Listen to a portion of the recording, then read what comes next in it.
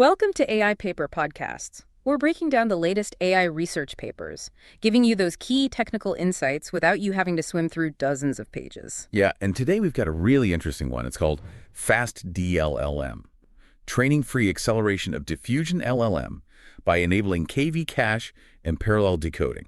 It's a joint effort from folks at NVIDIA, HKU, MIT. Quite a lineup. Okay, so let's set the scene a bit. Diffusion LLMs or DLNMs, they've always had this huge theoretical appeal for us technical folks, right? Because they're non-autoregressive. Exactly. That means they should generate text way faster. You know, the fixed number of steps. Yeah. You see these papers talking about crazy speeds, Mercury at 1,000 tokens per second, Gemini Diffusion pushing 1,400. Huge numbers. But the reality, deploying the open source ones like LLA has been kind of painful. They just haven't kept up with standard autoregressive models like Alam. Right, and that's down to basically two big technical roadblocks that really tank their real-world speed. Okay, so let's do the quick summary up front for the short-form clips. FastDLLM is this new framework. Crucially, it's training-free, and it tackles these two specific bottlenecks. Precisely. So first, for the hardware side, it introduces something called a blockwise approximate KV cache. This is custom built for these bidirectional diffusion models, letting them reuse memory effectively. Okay, memory reuse solved. What's the second bottleneck? Quality. When you try to generate lots of tokens at once in parallel, the quality tanks. So FastDLLM proposes a confidence-aware parallel decoding strategy. Basically, it only generates tokens it's sure about preserving the output quality. And the headline result for you, how much faster are we talking? Up to 27.6 times throughput improvement compared to the standard DLLM baselines. And this is with hardly any hit to accuracy. It basically makes DLLMs genuinely competitive for real deployment. 27.6x. Wow. Okay, that's the mission for this deep dive then. Let's get into the nitty-gritty, starting with that first problem. KV caching in a bidirectional model. Why is that so hard? Well, think about standard autoregressive models. KV caching is, fundamental. The attention is causal. It only ever looks backwards. Right, so you calculate the key and value states for tokens once, cache them, and they never change because future tokens don't affect past ones. Exactly. But DLLMs, they use full bidirectional attention. Every token attends to every other token, past and future, within the whole sequence during the diffusion process. Ah, so generating a new token, or rather refining a token during diffusion, changes the attention context for all the other tokens. The standard cache is immediately invalid. Totally invalid. Yeah. So you can't just reuse the states like you normally would. That's the core challenge FastDLLM had to solve. So how do they get around it? What's this blockwise approximate KV cache? Okay, so the key insight is how diffusion models actually work during inference. They generate the sequence, or rather denoise it, gradually over multiple steps. And crucially, the changes between one step and the next are pretty small. The noise level changes slowly. Right. So while the key and value activations do change slightly from step to step, they don't change drastically within a processing block. The paper actually shows that the cosine similarity between the KV activations in adjacent steps stays really close to 1.0. Okay, so it's an approximation.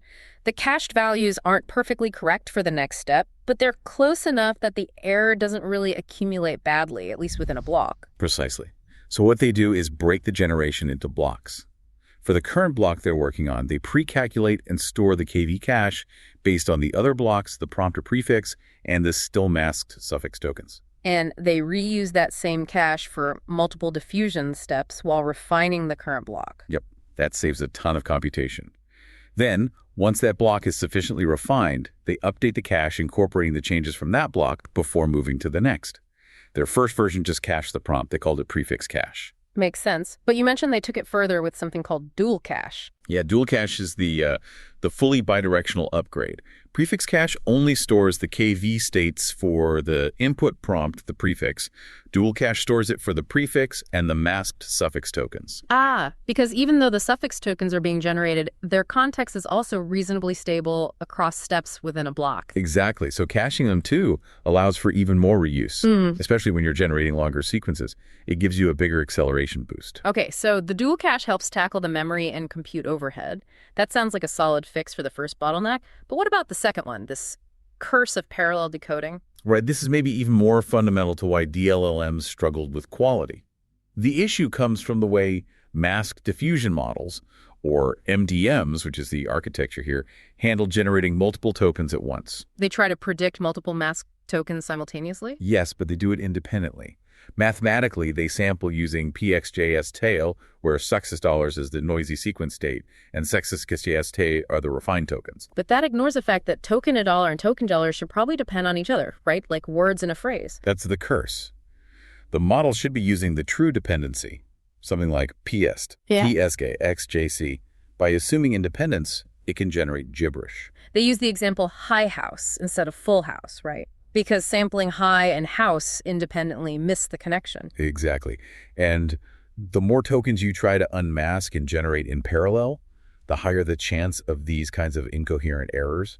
The quality just collapses. So the confidence-aware parallel decoding is designed to prevent this. How does it work? It's actually quite elegant. Yeah. At each generation step, for every token that's currently masked, the model calculates a confidence score. How's that score defined? It's simply the maximum probability in the softmax output for that token's prediction. So a high score means the model is very certain about what that token should be. Okay, so it measures certainty. Then what? Then they only actually unmask and update the tokens whose confidence score is above a certain global threshold. Let's call it tau law. So if the model isn't confident enough about a particular token prediction, it just leaves it masked for a later step. Exactly. It avoids making risky, low-confidence updates in parallel that could mess things up. Okay.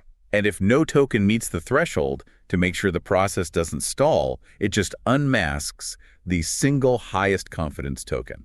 That makes intuitive sense. But you mentioned this isn't just a heuristic, there's actual theory behind it. Theorem 1. Yes, and this is pretty neat. Theorem 1 basically provides the mathematical justification. It proves that greedy parallel decoding will give you the exact same result as slow, step-by-step, greedy sequential decoding if the model's confidence is high enough. What's the condition? How high is high enough? They define uncertainty, epsilon, which is essentially $1 text confidence. Yeah. The theorem states that if you're decoding no dollar tokens in parallel, the condition, no dollar unlike a dollar, must hold for all those tokens. Let me unpack that. If the uncertainty epsilon is very low, high confidence, you can afford a larger $, more parallelism. If the uncertainty is high, you need to reduce $, maybe even to 0 parallel tokens beyond the first one. You got it. The total uncertainty, scaled by the number of parallel tokens plus 1, has to stay below 1. It gives you this theoretically grounded way to control the parallelism based on the model's own certainty. That's really cool. So how does this theorem translate into practical decoding strategies? It leads to two main strategies they tested.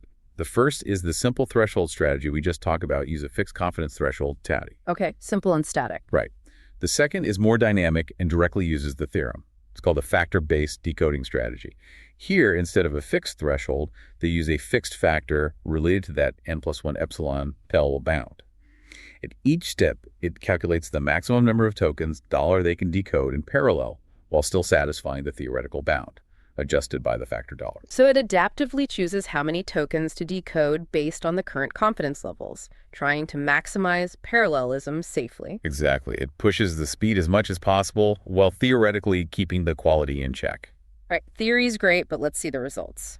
Did this combination of approximate KV cache and confidence-aware decoding actually deliver?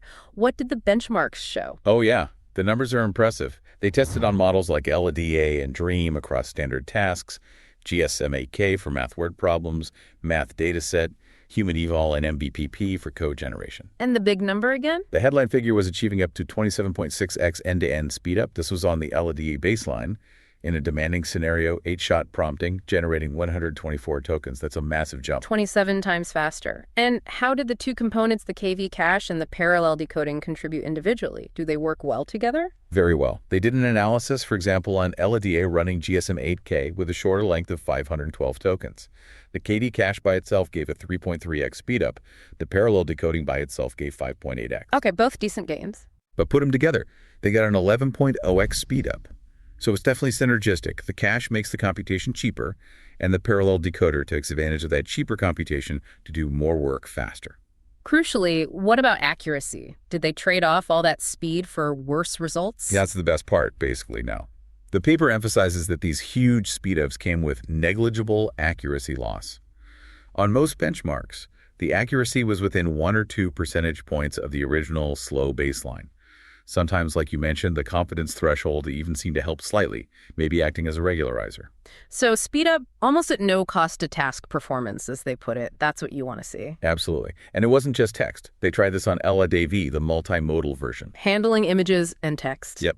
They tested it on MathVista and MathVerse, which are benchmarks involving mathematical reasoning with visual context. FastDLLM gave LaDaV a 9.9x speedup on MathVista, again with minimal accuracy drop. Almost 10x on multimodal tasks, too. Yeah, and they had a qualitative example generating a description for an image. The baseline LaDaV took 63 seconds. FastDLLM generated a comparable description in just 6.8 seconds. It really shows the technique is broadly applicable to these diffusion architectures.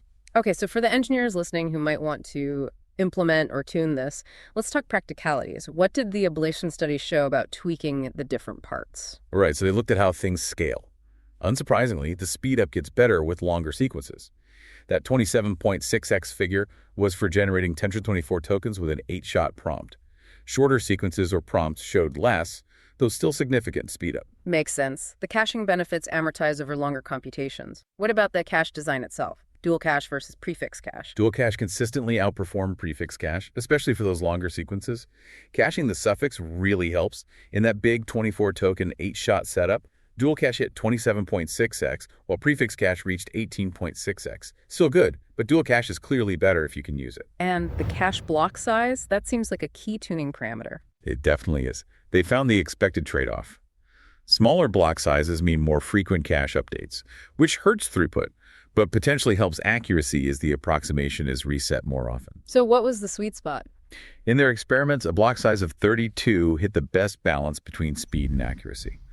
But yeah, that's something you'd likely tune for your specific application's latency versus quality needs. And finally, comparing the two parallel decoding strategies, the static threshold versus the adaptive factor-based one. The factor-based strategy generally came out on top for pure efficiency. Because it dynamically adjusts the number of parallel tokens based on the theory, it managed about 1.4x to 1.5x higher throughput than the fixed threshold strategy. What was the accuracy cost for that extra speed? Pretty small, only about a 1-3% drop in accuracy compared to the threshold method. So if you're really pushing for low latency, factor decoding seems like the way to go. Got it. Now, there was one caveat mentioned towards the end about scaling with batch size. Even with FastDLLM, DLMs aren't quite matching traditional AR models at massive scale. That's right. It's an important point of perspective. While FastDLLM dramatically improves things, especially in compute-bound scenarios, prefix cache gave LaDaV up to 5x speedup there, the underlying full attention mechanism in DLMs still has higher computational overhead per step compared to the causal attention in AR models.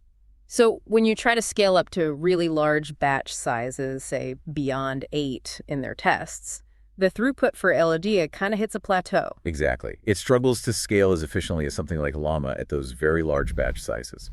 So while FastDLM closes the gap significantly, there might still be fundamental architectural work needed on the attention mechanism itself for DLMs to truly match AR models in massive parallel processing scenarios. Okay, so wrapping this up, FastDLM seems like a really successful piece of engineering. It took these diffusion LLMs, which had great theoretical speed promise but practical bottlenecks, and fixed those bottlenecks. Yeah, it tackled the memory reuse problem with the approximate KV cache and the quality degradation problem with confidence-aware parallel decoding. And crucially, it did this without needing any retraining. Making DLLMs a much more practical and competitive option now, especially for tasks needing high throughput or handling long sequences. Definitely. It really validates the potential of diffusion models for language generation in real-world systems. So the final thought we want to leave you with today, thinking about that factor-based decoding, it hinges on using that theoretical confidence bound, 1 + 1 epsilon let 11, to dynamically control how much parallelism you can safely apply based on the model's uncertainty. Right, using the model's own output confidence to guide the generation process. So the question for you is, how could we take this core idea using a theoretically grounded confidence measure to dynamically manage parallelism or complexity and apply it to other kinds of generative models? Could similar principles unlock speed and quality gains in, say, speculative decoding or maybe block recurrent models or other non-autoregressive approaches out there? Definitely something interesting to think about for future architectures. Absolutely. Well, thanks for joining us for this deep dive on AI Paper Podcasts. We'll catch you on the next one.